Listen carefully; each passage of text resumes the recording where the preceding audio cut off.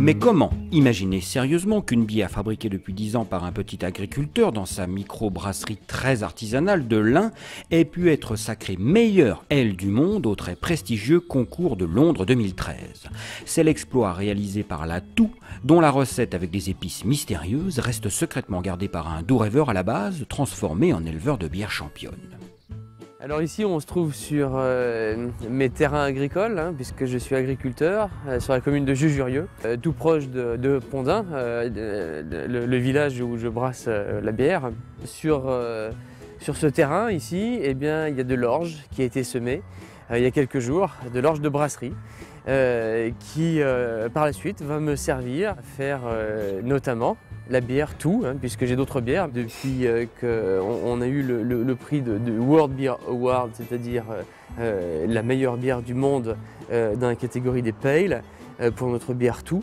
Il y a beaucoup de consommateurs qui ont été intéressés davantage par cette bière, même si on avait beaucoup de consommateurs avant qui étaient persuadés que cette bière était celle qu'ils préféraient. On s'est fait dévalisé. Et donc c'est vrai que même si on a mis un grand coup d'accélérateur sur la production, en restant dans notre éthique, on a du mal à refaire beaucoup de stock.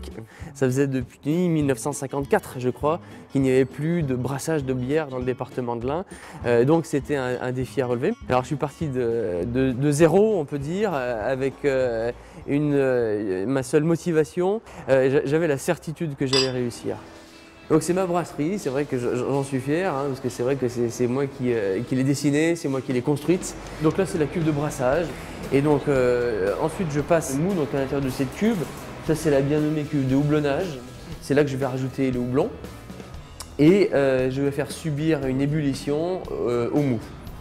Et donc ensuite, ce mou, cette alimentation pour levure, parce que moi je suis un éleveur de levure, je vais maintenant pouvoir leur donner.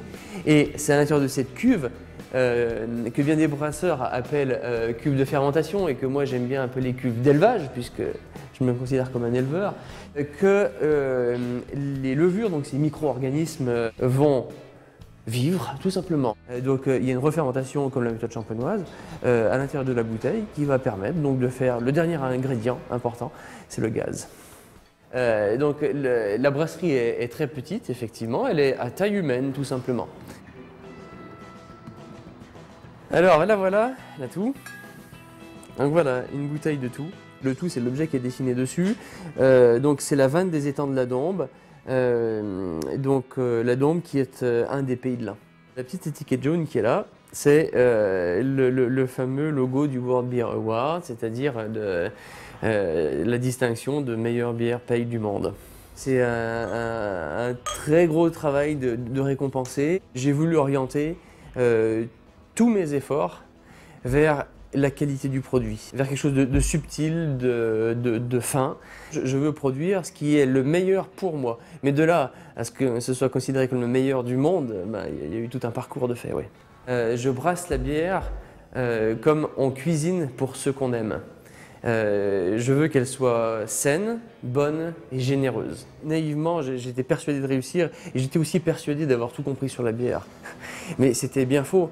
Et il y a plein de choses que j'ai compris par la suite et je me suis dit, depuis le départ, il y a eu la recette qui n'a quasiment pas bougé. Je pense que j'ai beaucoup de chance.